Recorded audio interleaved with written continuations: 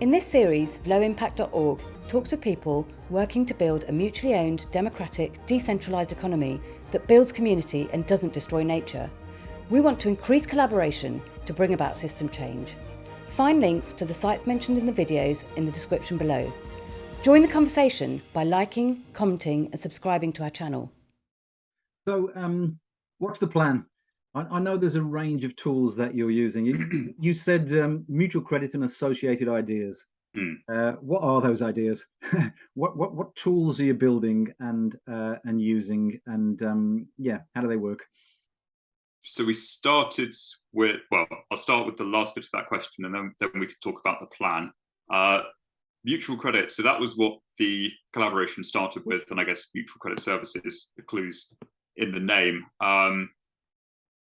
We also, after we came across Tom Ash's work, which is doing this other, which is using this other tool known as multilateral obligation set-off in Slovenia. Multilateral obligation set-off. Right.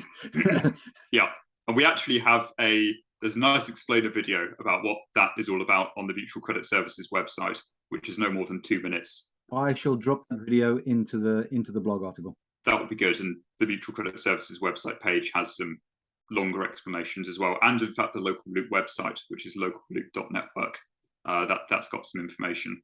But that's one of the tools we're using, and what's really nice about it is that although MCS's Trade Credit Club's model was designed to introduce mutual credit into existing business practice with minimal changes to business as usual, and also making minimal demands on people's understanding of finance and money, again, in order not to kind of freak them out. Even so, there's still quite a significant, not barrier to entry, but it's quite a step up using mutual credit or a trade credit club. What we found, or what we've learned about multilateral obligation set-off, is that it imposes even fewer requirements on people changing what they're already doing and on their understanding of money and finance. And so it's an even thinner wedge, which we can go into communities with and say, right, if you just start with this, you know, you'll start seeing these outcomes, and it's a stepping stone towards mutual credit. Right. So I can put a link to a topic introduction about mutual credit, and we've talked about mutual credit on the site for so long now that I think regular readers and regular viewers will know what it is. But I'll put a link to a topic introduction about mutual credit. Could you give us a quick overview of what multilateral obligation set-offs? What is that about? What does it do? Just very, very briefly. And if you're up for it, I'd like to interview you at some point about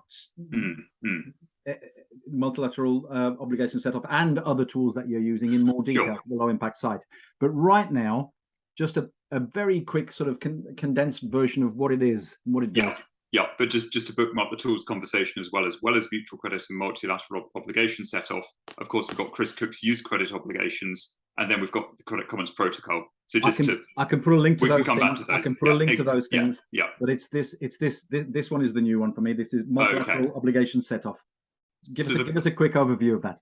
The way to understand it really is, if you imagine you've got a room, say you've got 100 people in a room trading with each other, you can imagine this will form a network of greater or lesser density, depending on how often people are trading. If they're trading all the time, you can imagine loads and loads of connections between them.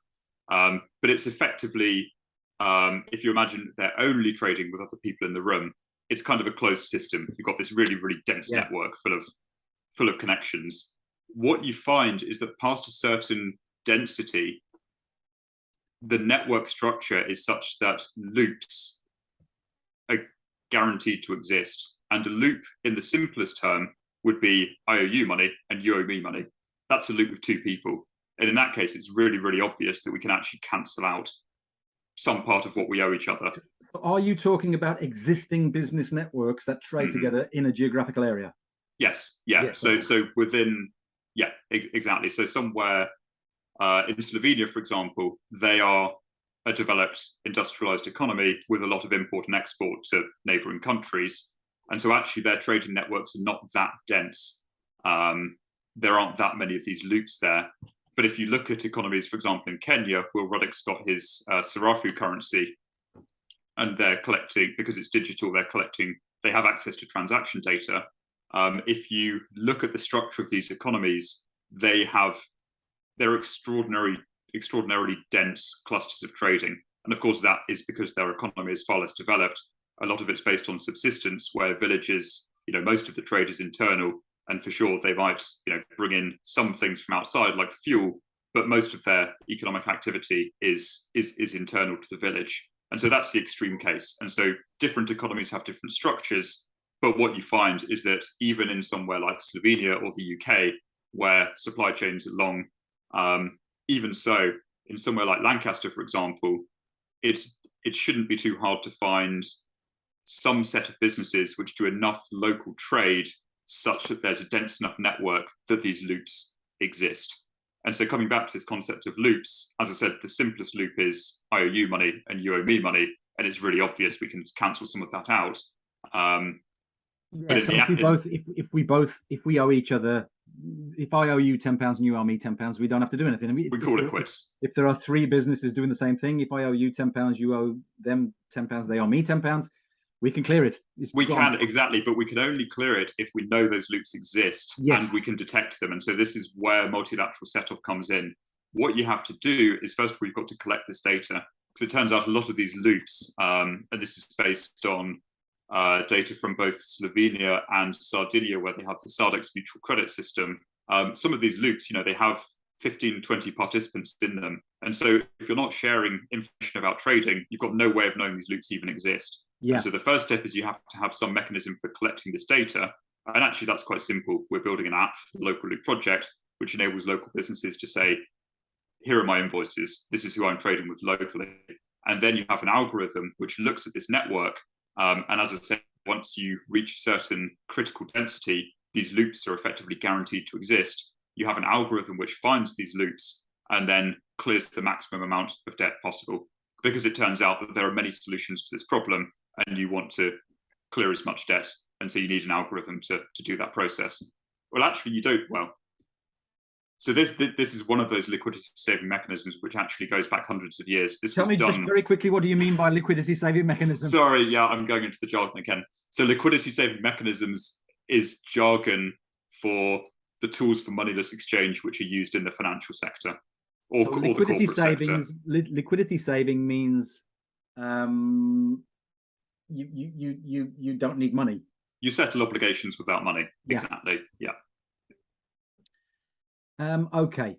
So what you're talking about just sounds like credit clearing. Why is it given a name? Why is it given a fancy name? Multilateral obligation set-off. So this is getting into more jargon, but from what I understand, and we've had quite extensive conversations with Tom Ash about this, because he spends a lot of time talking to bankers and talking to accountants, and of course they often have somewhat varied terminology even within those, I guess, financial subcultures. But clearing, from what I understand from Tom Ash, is quite a generic term.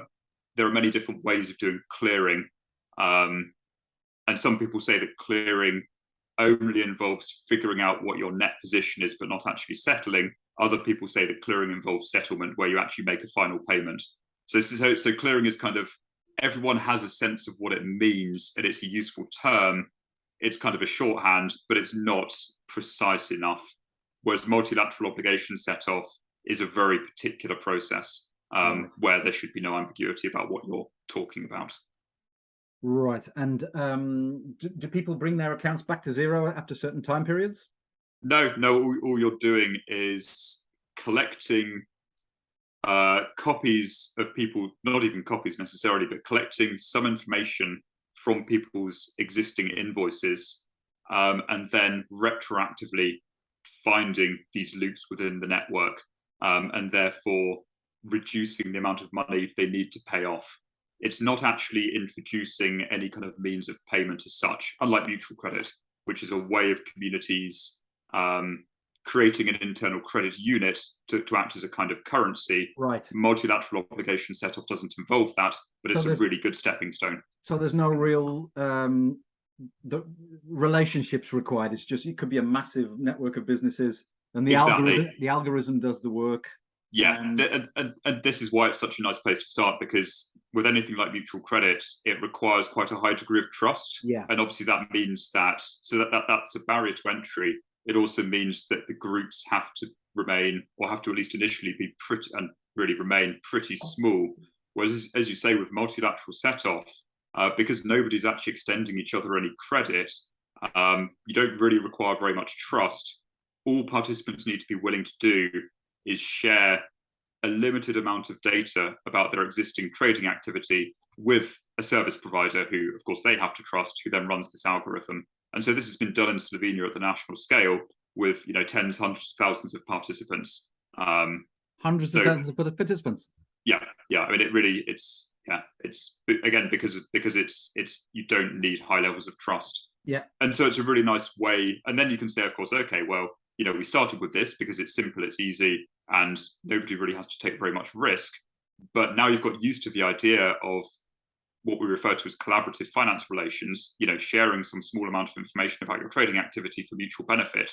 Once people have got used to that idea, then perhaps you can go further with them and say, well, if you adopt mutual credit, then the benefits actually turn out to be multiplicative. You get a kind of a multiplier effect, basically. And so you can kind of layer these tools on top of each other.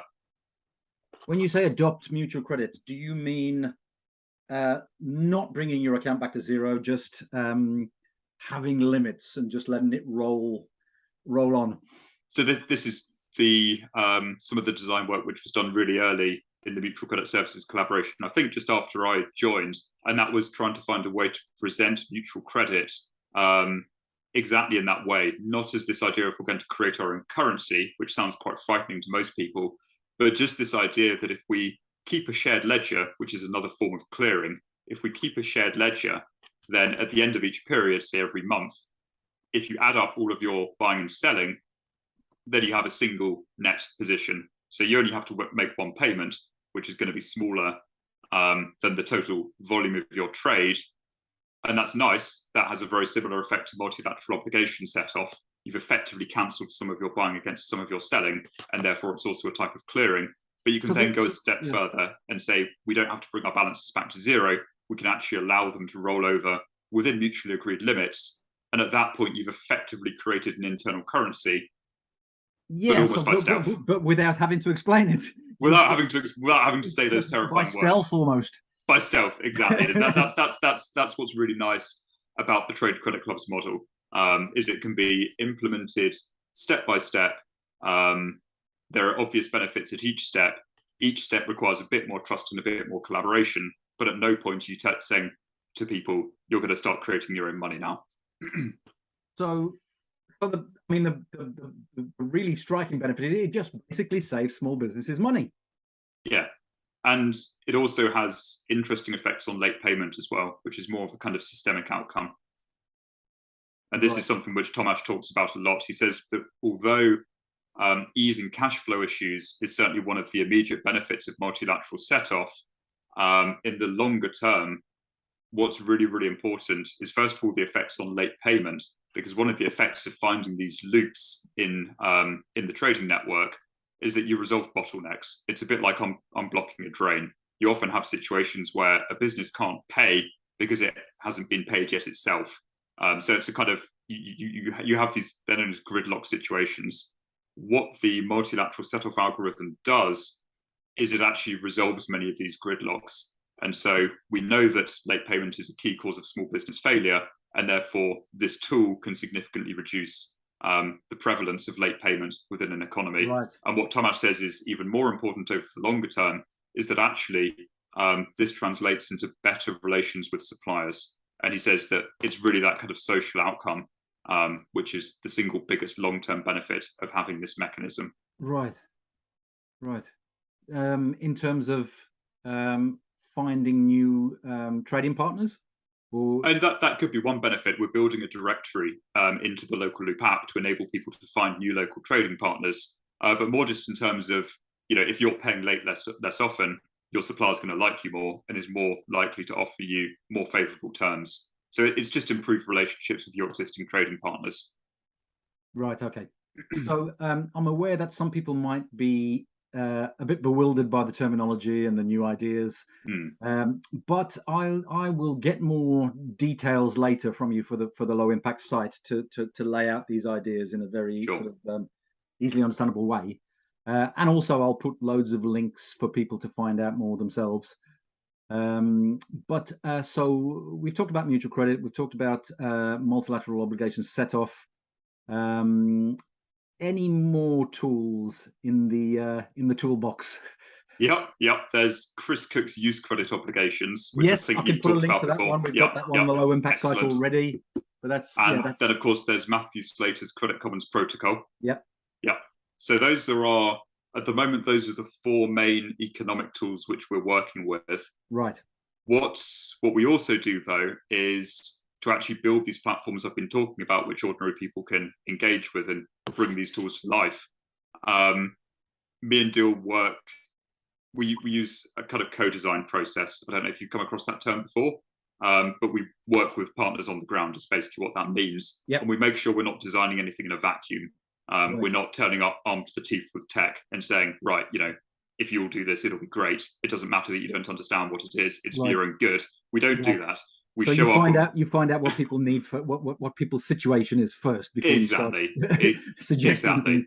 So that's a kind of social tool we use. Right. And then of course, commons governance, we design all of our networks so that they are owned by and for their members as mutuals. Right. And so there's a whole set of social tools which go alongside the economic tools. Right. What have you achieved so far? So at the moment we've got 3 or 4 projects at varying stages, all of which the idea is to provide proof of concept for a different platform. So we've talked about the tools we've got, and then the approach is you find people in specific contexts who see the potential of these tools and who we can work with to design a platform. Is it difficult to find these people who can see the potential of these tools? Yes and no, because on the one hand, me and Dill have got pretty good at explaining to, say, potential partners or people at networking events, or even just friends, actually, what we're doing and why. And most of them kind of say, right, yeah, I kind of get it, I kind of don't, but I can see this isn't completely insane. And they'll often come back and say, oh, yeah, I've thought about it, and I definitely understood it when you're explaining it, but I can't explain it to someone else. And so on the one hand, it's, Right. It's a bit of a journey. And so I think we have got to the point where, people can see the potential, but that's still quite a long way away from saying, I want to actually help you build something. We have had many offers of help. We have been approached by people we're now working with to build these platforms who've said, I've read a bit about it, and of course, I don't fully understand it, but I can see the potential and I'd like to work with you. Right. And I'm willing to kind of make the commitment in terms of time to go through this co-design process with you and make sure we're building something which is relevant for a particular context. Those people are out there, and we have come across some of them. I mean, you've sent some of them our way. So it's not always easy to tell when you start speaking to someone how far the conversation is going to go. Right. I'm determined to explain these ideas for a general audience. It's just as well, really, because break them down and make them simple to understand. Where are these pilot projects? I've talked about Local Loop in Lancaster, and that's our most advanced one. Okay. That's actually a really good place to be doing this work because geographically it's quite isolated, and that means it has a relatively strong local economy. It's also the kind of place where people care about their local economy. And so we've been able to build traction there quite quickly. And it turns out the council and the Chamber of Commerce are also very receptive to what we're doing, which always helps. So that's Lancaster. And how far have you got? What have you got on the ground in Lancaster? We are in about end of September, so about 2 weeks from now, we're doing a soft launch of the multilateral set-off service, where we're going to be doing a trial. We're thinking it's probably going to last until the beginning of next year, where we're not actually collecting people's invoice data. We're just asking them to give us estimates of what their local spending is. and then we can run the algorithm, the loop detection algorithm, on that trial data, and then we'll know when we've hit the critical mass, which enables us to launch a service which will actually provide real benefits. And so we're launching the trial in about 2 weeks from now, and we are in the final stages of developing an app for that. We've got a website, we've got a 2-minute explainer video. Yeah, we're kind of all, it's going to be all systems go very shortly. I'll put links to all of that in the article, and it looks as though I need to talk to you again in a couple of weeks to see how it's gone. Yeah. So do you want me to talk about our other projects, or yeah, where are they? Yeah. Where are they? So as I said earlier, the point of each of our projects is that they demonstrate a different one of our tools. So in Lancaster, we're doing multilateral obligation set-off. Yep. We'll hope to move on to mutual credit at some point in the future. Yep. In Sweden, there is a project with a business barter network, and we're working with students at a Swedish university to redesign their business barter software using the Credit Commons protocol. So that'll be a demonstration of that.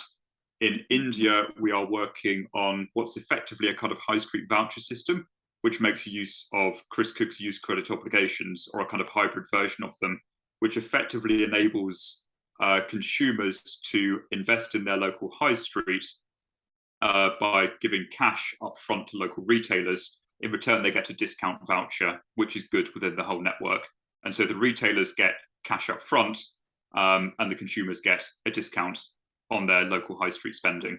And so that's kind of making use of use credit obligations, but in a lot of the time when we talk about those, it's often in the context of building something like community solar energy. It's quite kind of heavy duty infrastructure, whereas this is much more about kind of small scale business to consumer bit of the economy.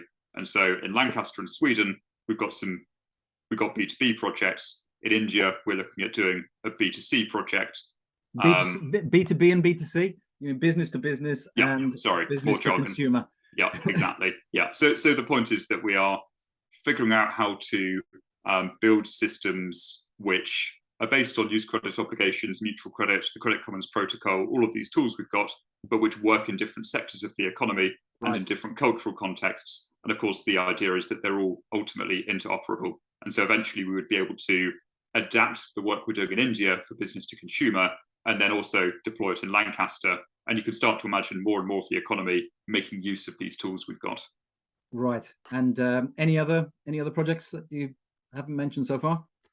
I think there have been a couple in the past. I know Dill and Sophie were doing a food project in the southwest towards the end of 2020. We still got quite good links with them, but it's not a live project, so to speak.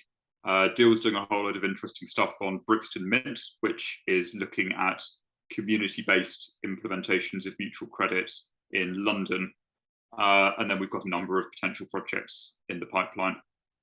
So to summarize, you've got a whole sort of toolbox full of alternative monetary and financial tools for trading, exchange, savings, investments, business to business networks, and including consumers in those networks as well.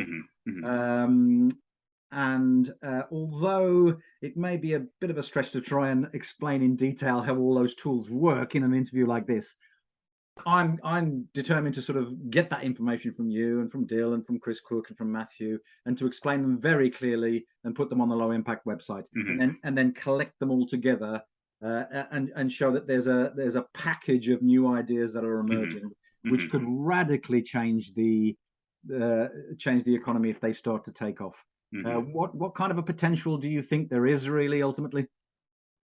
But until we've actually built something which works, we can't really make any claims. I mean, I wouldn't be working on this if I didn't agree with you that there was huge potential.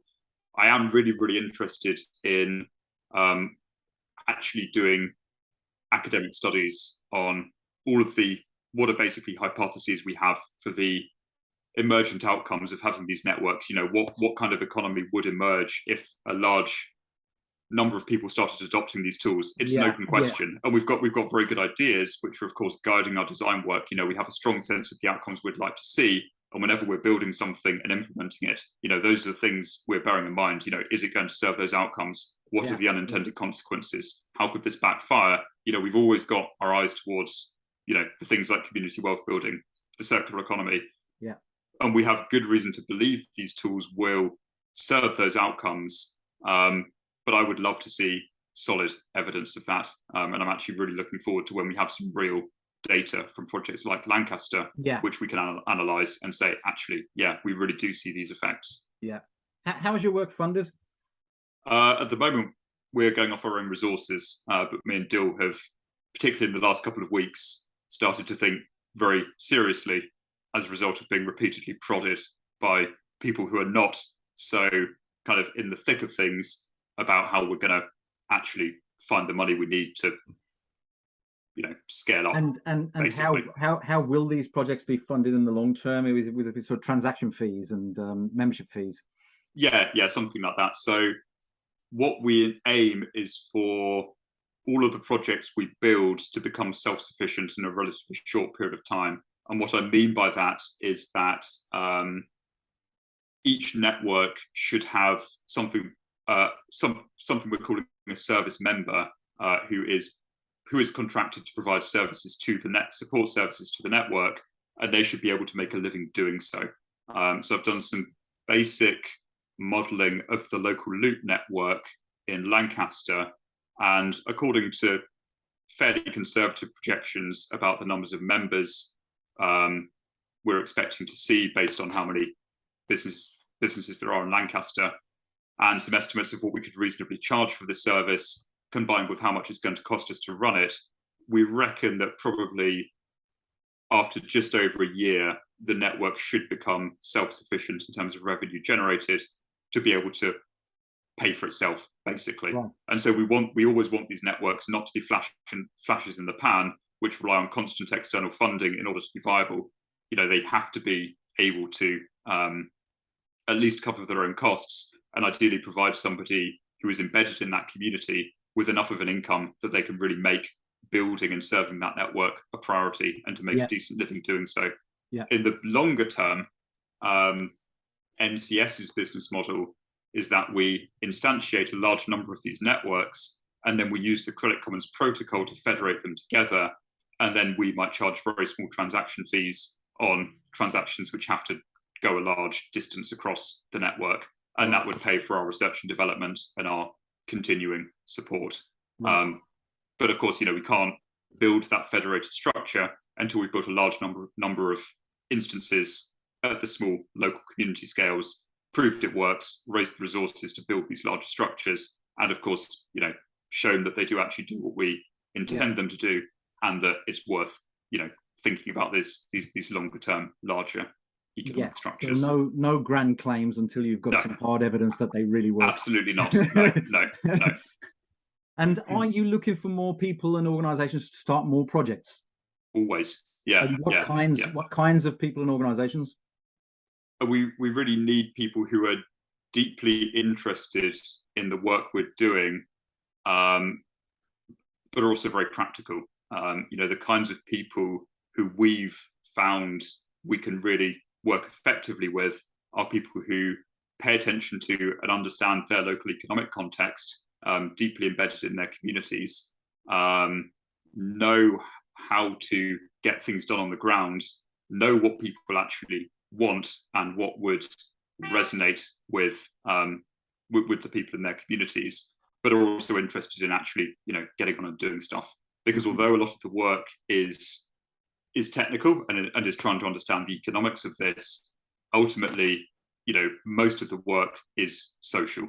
And so we're always looking to partner with people who can help us to understand their context, and can help us to design something which will lead to more of the outcomes they'd like to see and few of the ones they wouldn't like to see, but are also willing to be very critical about what we're doing. We don't want to build an echo chamber for ourselves and build something which we all think is great, but then actually it turns out, we've built ourselves something which nobody's really interested in. So I don't know if that's an adequate characterization. So I guess it takes all sorts of skills.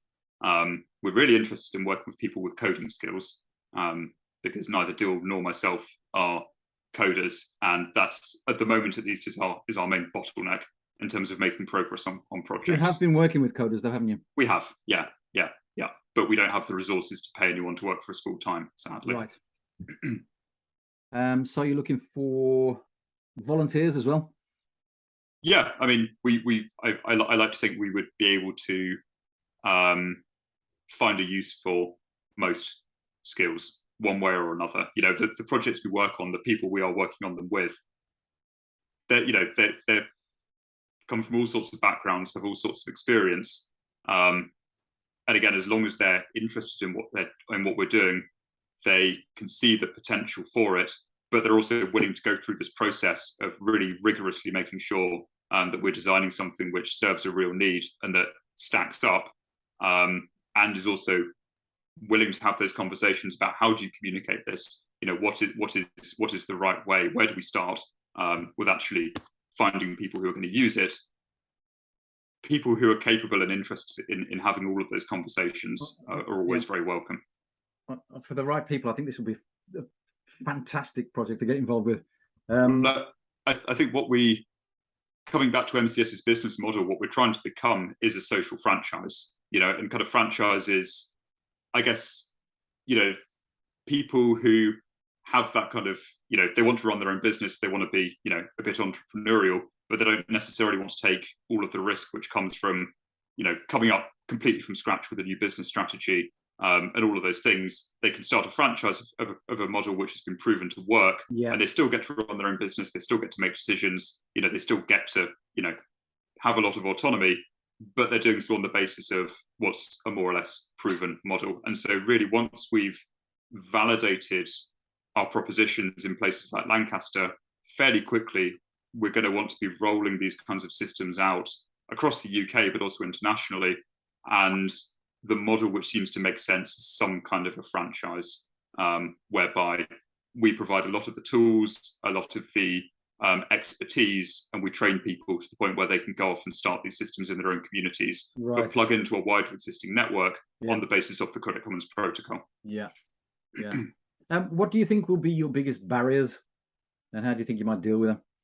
In the near term, as I say, our kind of bottlenecks are lack of technical capacity, and of course that could be solved by having some money, because then we could just you know, pay people to help us solve our problems. Also, you know, it's really me and Dill are the only people who are kind of showing up day in, day out and relentlessly pushing this forwards. It would be great to find other people who we could work with at a similar level, you know, day in, day out. But of course, you know, that's an awful lot to ask, given that we don't have much money to pay anyone with. So we're not expecting anyone to kind of, but you're looking for volunteers and radical millionaires. that would be nice. I think most people intuitively like these kind of ideas, surprisingly on both sides of the political spectrum, which isn't something you can say about a lot of things. I think that's possibly because they're about removing banks and interest from the equation, which keeps the left happy, but the solutions don't involve the state, which keeps the right happy. And I sometimes get kickback from people, purists maybe you could call them, who say, I still don't like it because it's still about trading and a market. And I prefer the idea of a gift economy where we all look after each other without any kind of payment or accounting. And I think that's a lovely idea, but I've never heard a coherent plan about how it would work. And I can't see any way we could get there in one step from where we are now. And I feel that the mutual credit family of ideas represents something much better than we've got now, and also as a potential stepping stone for the kind of world those people would like to see. Exactly. If that kind of world is possible at all. What do you think? No, I completely agree. And this is kind of coming back to what I was saying. Although a lot of work went into designing the Trade Credit Clubs model to make mutual credit easy to understand and easy to implement, we still realised it's not close enough to existing reality to expect most people to adopt it. And so hence why we were so excited to find out about multilateral obligation set-off, because it just demands even less of people. It's got to be a process. There have got to be clear, small stepping stones towards the kind of economy we'd all like to see. but which don't demand that people make insane sacrifices and just unfeasible changes to the way they live. Yeah, I think multilateral obligation set-off needs to be a new low impact topic relatively soon. So maybe I need to talk to you again and get a few more details from you. Good. Yeah. Who else should I interview? I think it'd be really interesting to talk to Tomasz, because if you want to talk about multilateral obligation set-off, he's the one who's been, he's written peer-reviewed papers on it. He's got 20 plus years of experience in actually helping to run these systems in Slovenia and studying the effects they could have in combination with mutual credit in the SARDEX system. So he probably be even, he would be a really, really good person to talk to. Okay. I'll maybe Hans Florian as well, actually. I don't know if you've come across Hans Florian Hoyer. Okay, tell me more. He is, I think he's a retired banker, and he spends much of his time studying the history of these moneyless exchange systems. And he talks about something which is called scontration, which is very similar to scontration. Scontration. Scontration. There's not even a Wikipedia article for it. It's that obscure. But it is a kind of predecessor to multilateral obligation set-off, which was developed in medieval European market fairs. And so when I was saying that many of these techniques, go back centuries, that's what I'm talking about. Do you mean where they sort of round up at the end of the fair? Yeah, and sort of clear the debts that people owe each other? Exactly. And I've read about that before. Yeah. Right. And they were basically finding loops, but without an algorithm to do it, or at least not a digital algorithm. Effectively, as you said, the merchants would turn up and they'd spend a few weeks trading on account. They would write down their buying and selling, and at the end of the fair, they'd write down what they were buying and selling, but not actually pay each other. At the end of the fair, these specialized accountants would gather in everyone's books, and first of all, they would look for bilateral relationships: A owes B, B owes A. Okay, clearly we can cancel a lot of this out. And then they would look for these loops where A owes B, B owes C, C owes D, D owes E, E owes F, F owes A, and they would cancel out around the loop as well, in the same way that multilateral set-off does. They had other elements to it as well. They sometimes included payment delegations, which is not part of multilateral set-off, but it's a very, very similar process. And so talking to Hans Florian about the history of these mechanisms and how they came, although they originated in the real economy of medieval merchants, how they then came to become exclusively used by the financial sector would be a very interesting conversation. And in a sense, that's what MCS is about. We're about taking these mechanisms back into the real economy. Right. If it's good enough for the banks, it's good enough for anybody. Yeah. I think these ideas. I don't like to make too grand a claim. Well, actually, I do. I think they change everything. I think if you can get this snowball rolling down the hill, then it really does start to change everything and gives people so many new opportunities. Right. And I think the further we get with it, the wider the range of people we're going to be able to work with. At the moment, at least in terms of the core of the work me and Dill are doing, you have to be really interested in this stuff. You have to be able to pay very close attention. You have to have a lot of time on your hands, basically. But we really do need to get to the point where anyone can engage with this. And we've got a long way to go to that yet. But I'm pretty convinced that once we've got something running up in Lancaster, which we can point to and say, we'll go and talk to those guys, see how they like it, we're going to have people queuing up and saying, I want one of these in my community. And the whole point of the social franchise is that we will have documentation and case studies and training courses, which basically say, right, if you're well connected in your community, if you know how to get stuff done, if you think you'd enjoy running one of these networks, then we've figured out all the fundamentals. We can teach them to you, and we'll support you. But do what you've got to do on the ground. I guess you need to get to the point where you don't have to keep explaining things. You just point to a group of businesses and say, look, this is really, really good for small businesses in that town. Saves them money, and they're doing really well. And having all these academic studies I was talking about earlier would be lovely, but of course most people aren't going to pay attention to that. That's just my academic background coming out. I would really like to see some peer-reviewed evidence that this stuff actually does work. But I think, as you say, for most people, just saying, well, look at it, it speaks for itself. That'll be a kind of that'll be a turning point, I think, when we can really really say, look, it's real. People are using it and they like it. Yeah, I'm really keen on explaining your ideas to people, to a more general audience, and to keeping up to speed on what you're achieving and getting it out there. So I will speak to you again. But it's been fantastic talking to you, Tom. And as always, Dave. And we'll speak to you again soon. Cheers. Speak soon. Tom. Bye bye. Cheers. Bye.